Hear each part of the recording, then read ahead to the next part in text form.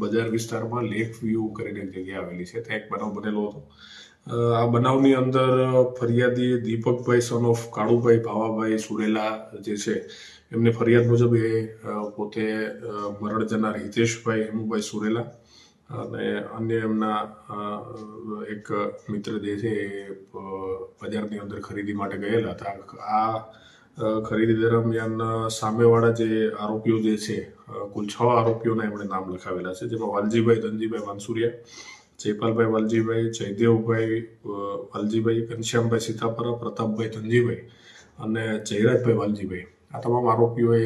સાથે મળી એમની સાથે પહેલા ઉગ્ર બોલાચાલી અને પછી મારામારી કરી અંતે એમને જે છે છરી વડે આજે મરણ જનાર હિતેશભાઈ હેમુભાઈ સુરેલા છે એમનું મૃત્યુ નિપજાવેલું હતું. આ સમગ્ર બનાવ પાછળનું કારણ એવું હતું કે અગાઉ આજે મરણ જનાર હિતેશભાઈ હેમુભાઈ જે છે એમના ભાઈની દીકરી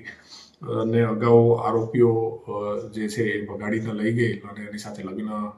કરેલા હતા. જે વાતનું બંદૂક રાખી અને અવારનવાર એમની સાથે જે છે મગજમારી થતી હતી અને ગઈકાલે તેઓ ખરીદી દરમિયાન સામસામે આવી જતા બનાવ બનેલો હતો. બનાવ બનતાની તુરંત જ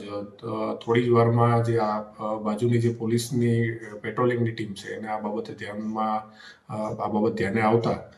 તાત્કાલિક જ આમાંથી 4 જે આરોપીઓ જે છે એની જે છે ગઈકાલે એમને હસ્તગત કરી અને અટકાયત કરવામાં આવેલી હતી અને એ પછીના બીજા જે 2 આરોપીઓ બાકી હતા એમને પણ ખૂબ જ ઝડપથી પકડી અને બાકીના 2 આરોપીઓ ઘનશ્યામભાઈ અને જે જયદેવભાઈ બંને પણ પકડી પાડવામાં આવેલા છે અને આગળની જે તપાસ જે છે એ લીંબડી પોલીસ સ્ટેશનના પીઆઈ ચલાવી રહેલા છે. હાલ જે છે લીંબડી પોલીસ સ્ટેશનમાં બીએનએસની કલમ 103(1),